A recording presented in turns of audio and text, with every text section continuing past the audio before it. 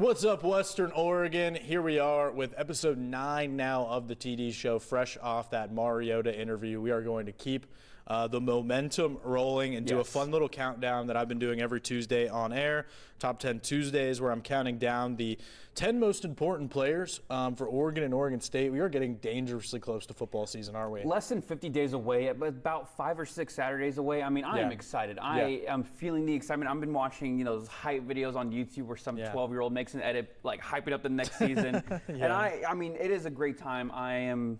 The Pac-12 is wide open, and I think it's going to be a great year for both the Pac-12 and Oregon State. So I'm ready to get into it, man. Yeah. I think Oregon and Oregon State, we can both agree, are at least contenders in the Pac-12. 100%. I think you have to put Oregon State in that conversation in the top half of the league. So I think these players, if they are going to contend for the Pac-12, these are the guys that are going to make it happen. These are the elite of the elite. And I do want to specify, not necessarily a power ranking of the 10 best players on the team, not something that I would necessarily judge. And you see a lot of lists out there like that, and I think that could be, a little obvious. This is most important. So maybe these are guys at positions that were lacking for Oregon and Oregon State last year and need to step it up. These are the guys most important, most vital. Think of this as a top 10 MVP list. So we're going to go back and forth on this. We're going to start with Oregon. So I have released these on my Twitter, but we haven't done it on the podcast. So if you haven't seen that, you're getting this revealed for the first time. But let's start with our number 10 players. And I'm going to start with Oregon,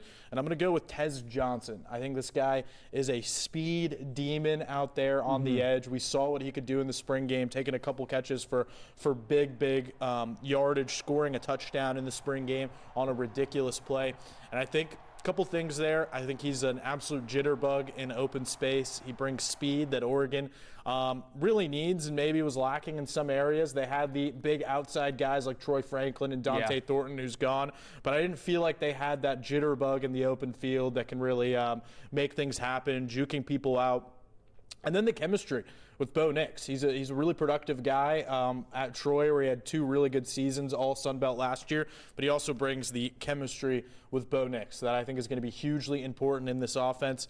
Bo, he kind of mentioned, he asked the receivers they had, are you cool with my adopted brother, Tez Johnson, coming in? And they were like, yeah, we want the competition. So that shows the competitive mettle of this receiver group. I think it's going to improve a lot. Also adding Trayshawn Holden in there from Alabama, who we might have on our list. We're not going to reveal anything just yet. But my number 10 most important player for Oregon, I'm going with Tez Johnson. I agree. I think this wide receiver core is going to be some of the most exciting in the Pac-12, if not college football. You got Tez Johnson, Troy Franklin, Trayshawn Holden. For me, from number 10, I'm kind of going a different route. I'm sticking with offense, but I'm going with Josh Conerly. I think, love it. As a true freshman, he played in all 13 games. He had like a total of 100-plus snaps. Played a lot. He played quite a lot. He was kind of the 6th man on that offensive line, I would 100%, say. and he caught a touchdown pass. Yes, that was cool. I saw he was like the first offensive lineman for Oregon, I think, in 27 years to catch a touchdown pass. So I'm excited for that. I'm excited for him. So I'm going with Josh Conerly. I think, they lost, 4 of their 5 guys on in the trenches. So I think he's going to really fill in those gaps. He's going to be a necessary guy. He's going to be a starter, I believe. So true freshman, played in all 13 games. I mean, first of all, that's huge. Yeah. So I think for him, number 10, I think it's going to be a great for my number 10, one of the more important guys. And I would say more, but I'll just tease ahead that I've got him on my list coming up. So no reason to go into my analysis just yet. Let's go to our number 10 players for Oregon State now. To me, this is thematically so similar to Tez Johnson. I think Silas Bolden fills that role for Oregon State of a smaller guy in the 150-pound range, but can score from anywhere on the field, and I feel like we've been waiting for him to have that breakout year. Obviously, his brother Victor Bolden, one of the best receivers at Oregon State in recent years. I think Silas is just as talented, and I think his real moment was that Las Vegas Bowl. He had like 99 yards. He had one of the sickest catches I saw all of last year in that Las Vegas Bowl. Yes. Had another really sick touchdown too. So he had a couple just huge plays. He's dynamic in the reverse game with Brian Lindgren really finding ways to use him. With Trayshawn Harrison gone, I think Silas is going to become one of the dudes. I expect his numbers to improve. Also with the improved quarterback situation, 100%. I could see a 700-yard season. Add in that he's one of the best returners in the country, especially in the kick return game. And I've got Silas Bolden as my number 10 most important player for the Beavers. What do you got? Well, not to spoil, but I do have him on my list as well. Not number 10. For number 10 for me, I have Easton Mascarenas Arnold. I think he's going to have a breakout year. with Kyrie Fisher gone and Sprites gone, I think he's due to make huge production on the defense. So I'm really excited for him. I'm excited for this Oregon State defense. I think they're going to, keep knocking some heads. I mean, they gave USC a run for their money in that game. I am truly excited for Oregon State. I think their defense is something I'm going to be really keeping an eye on this year. So I agree. number 10 going with Easton Mascarenas. Like I said, he's gonna be a dog. He's gonna, like I said, fill in those gaps after Fisher and Sprites are gone. So yeah, I'm really excited for him. So let's stay on Oregon State now. Mix it up a little bit. Go a little snake style here. We're on number 9, right? We're on our number 9 player, and I want to stick there because I want to keep talking about the defense. Like you mentioned, they gave USC absolute fits in that game. By the way, a little tidbit real quick. After that Mariota interview, we were kind of keeping rolling, and I was listening to the recording back, and for some reason, the USC fan in me, I just randomly go like, hey, Marcus, Caleb Williams is pretty good, right? I just randomly shoehorned Caleb Williams into the conversation. He was like, yeah, he's good. I just hope he doesn't have his stuff against Oregon. Great response for the former Ducks quarterback. But I say all that to say Oregon State gave the great Caleb Williams his worst game of the season last year. But they lose a lot of guys from the defensive back group. They don't lose Ryan Cooper, who really had a ton of breakups in that game, was physically imposing for the USC receivers. He comes back this year, bringing some much-needed experience to a group that's going to be rebuilt a little bit. He's got that dog in him as a player that came from the JUCO level. Very, very pumped to see Ryan Cooper for the Oregon State Beavers. I think he's hugely important for this team next year. Also for my number 9 is Ryan Cooper. He led the team in interceptions. He is a dog. I think he also just outperformed, and no one saw him coming last year. And no one's talking about him enough. No one's talking about him enough. He led the team in interceptions. I think he's going to be a dog this next year. So it's actually nice that we have them both at number 9. So yeah, Ryan Cooper as well for me. So yeah, he's a stud. I'm excited for him. That's fun. I like how you kind of hid that to the last second. I wasn't expecting what you were going to say. But yeah, 11 passes defensed. Only Mekhi Blackman out of USC had more, and that was a 3rd-round pick. So Ryan Cooper potentially playing his way into an NFL spot next year. All right, let's switch back to Oregon. You mentioned a linebacker for number 10, Easton Mascarenas. Arnold, I'm going to go with my first linebacker off the board for Oregon here, Jeff Bassa. Consistency maybe in the tackling hasn't always been there, but I feel like now he's a full-time linebacker, not messing around at safety anymore. And he had 62 tackles last year, which was very good, more than guys like Noah Sewell, who we maybe expected to be higher up on there. But yeah, I'm going with Jeff Bassa, my number 9 most important player for Oregon. That group just needs to be better, and I think he's a big part of that. Him and Justin Jacobs, the transfer from Iowa. What do you got? For me, I'm sticking with the offensive line. I'm going with Johnny Cornelius. Ooh. Again, I think him transferring to Oregon was huge. I think he's a top in the nation for offensive line. So I think he's going to be huge. Him and Josh Connolly are going to be great together. So I'm excited for him as well. Like I said, I mean, they need to fill that gap. They filled it with him, and I think it's going to be this offensive line is going to be just as good as we've seen with years prior. No casual stuff here. He's got 2 offensive linemen on the board. So we clearly are doing our research here on the TD show. I love showing the big guys some love. My number 8 player for Oregon, not a big guy, but I'm getting to it. Trust me, I'm getting to it. But I'm going to go with Evan Williams, the brother of Bennett.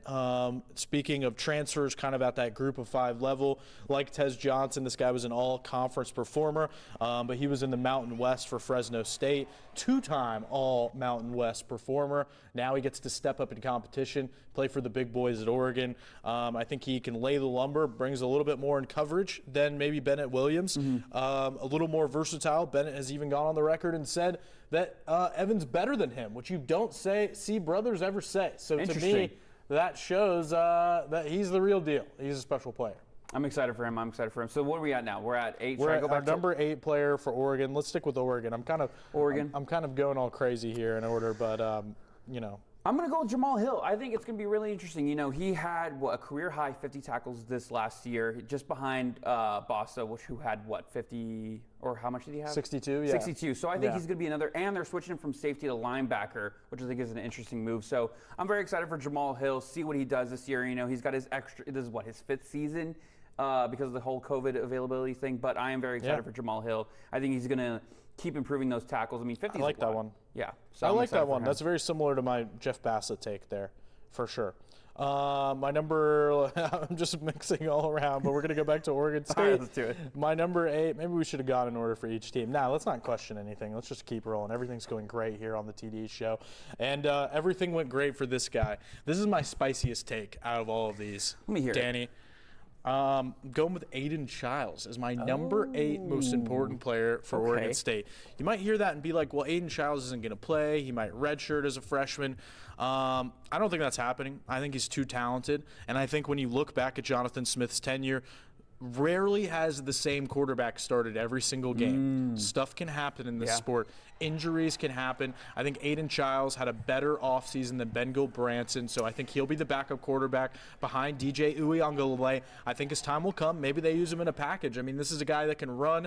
This is a guy that can scramble, and I think he has the most arm talent, which is crazy to say because DJ just got drafted in the MLB for throwing 95-mile-per-hour fastballs in high school for St. John Bosco. But still, I think Aiden Childs has a cleaner release, has a better arm, and it might be DJ's year this year, but the reason why I think Aiden Childs is important is because any glimpse we have into him will be a glimpse into the future of Jonathan Smith's program. I think this first phase of the rebuild, the faces of that, guys like Katano Ladapo, who's coming up on my list, Jaden Grant, Jack Coletto, they're the faces of phase 1 of the Jonathan Smith rebuild.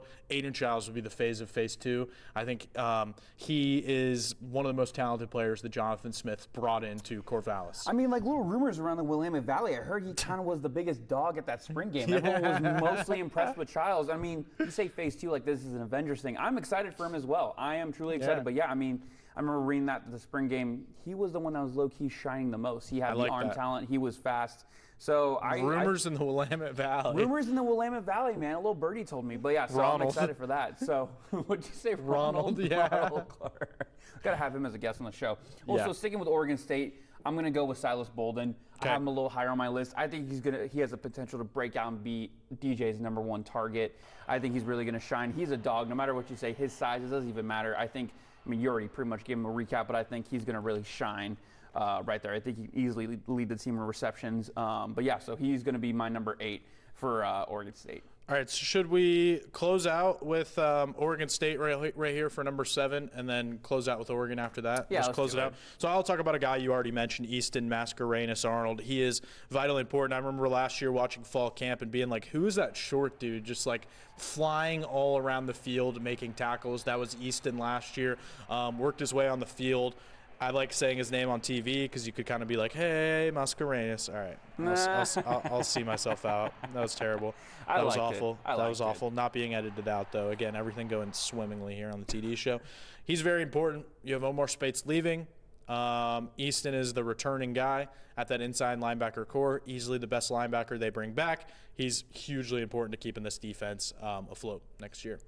And then sticking with Oregon State, I mean, this guy, I think – he could really be, I mean, he's a speed demon to start. And I think he can also, you can go back and forth with him as Silas on who's going to be getting the most receptions. But I'm going to go with Anthony Gould. Love it. I think, I mean, listen, he's 5'8", he's a tiny guy, but I think when he's given the ball, he's a threat. He is speedy as hell. He's going to get these defensive guys a run for their money. So I'm going with him for number 7. You could probably switch it with Silas Bolden, but I'm going to stick with him for 7 just because of his speed and his height.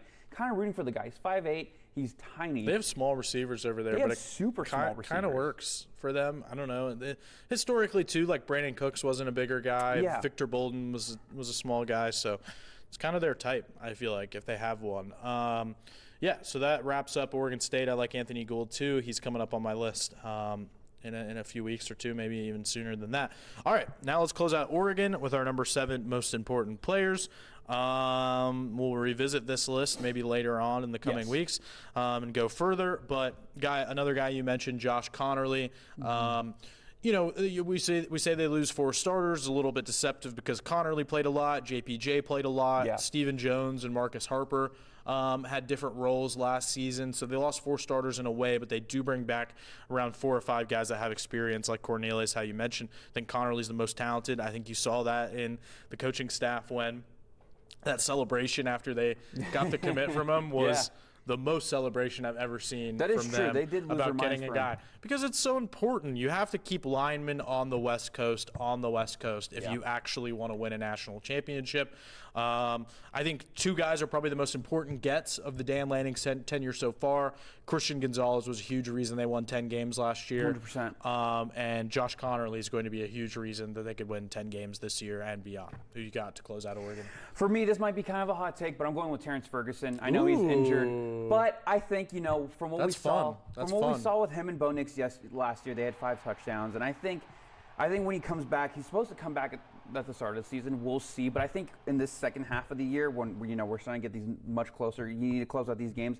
I think he's going to be Bo Nix's go-to target in the red zone. I think he's big, he's a tight end, so I'm excited for him. So yeah, a little bit of a hot take because he just got injured, but I'm excited for him. I like Terrence Ferguson. I like the tight ends at Oregon. I don't know what it is. Cam McCormick, rest in peace, Spencer Webb. I mean, I'm excited. I like tight ends. Yeah. Patrick Herbert maybe taking on a role this year. We talked about him in the past. I like that. I like that take. He was a guy, I kind of went round by round and made cuts each round, and he was one of my final cuts, a guy that definitely could have made this list. I scored a ton of touchdowns early in the season. Great red zone threat. Like you mentioned, kind of a breakout guy of last year. Very productive, had almost 400 yards. And the chemistry with Bo Nix is great. So there we go. Our number 10 through 7 most important players for Oregon and Oregon State. Let us know if you disagree. We'll revisit this list in a couple of weeks. But like we mentioned on the last episode, we got some good things going with 100%. This podcast. Go check out that Marcus Mariota interview if you haven't. Big time. Definitely go check that out. 7 minutes, one-on-one. With him talking about a wide variety of topics. We feel like we really tackled a lot in that in a short amount of time. So check out that interview. If you want to get some insights into how Oregon chooses a lot of the guys we just mentioned on their list, listen to our interview with Tyler Dean. That was episode 7. That was 40 minutes of solid information on who Oregon's looking for, how they identify guys, how their visits work, and of course we even reenacted his signature pose if you want to find the YouTube video for how that went. Anything to add as we close out episode 9 of the TD show? How excited are you for college football this year? If I had to put it on a scale of 1 to 10, I'd be somewhere in the 20s, I would say. I'm a big Georgia guy, make no bones about it. They're putting out this documentary. It'll already be out on SEC Network called Them Dogs. I have put it on my DVR, on my YouTube TV, and I plan on watching it every day, kind of like how I watch Revenge of the Sith, like at least once a week. And I'm excited to see that because I think that'll get me hyped for football season. Should I give a quick NCAA 14 update right now? Let's get we need an update for sure. I think it's tough, dude. I think sometimes I do regret leaving North Texas, if I'm being honest. Denton, Texas, man. We were the plucky underdogs, and it was kind of fun not knowing if we were going to win each game because of the talent deficit. Now I'm at Georgia. 26-0 since I've gotten there or something like that, winning 2 natties. Wow. It's been so easy. Nick Chubb won a Heisman. Then Justin Fields came in, won a Heisman with him his freshman year. So good for him. So I'm kind of bored. You're already building a dynasty, man. I think now it'll be fun to just see how many games I can win in a row. So I might just keep it going for that. But break records. I miss the challenge of North Texas a little bit, and I don't want to go on here and say that I regret my decision because playing at Georgia has been really fun, but man, it's easy. Just another chapter in your story that's closed. That's all it is. I love that. All right, let's get out of here. We'll be back next Friday. Yes. Check out all those interviews, and thank you as always for tuning in. This was episode 9 of the TD Show. There we go.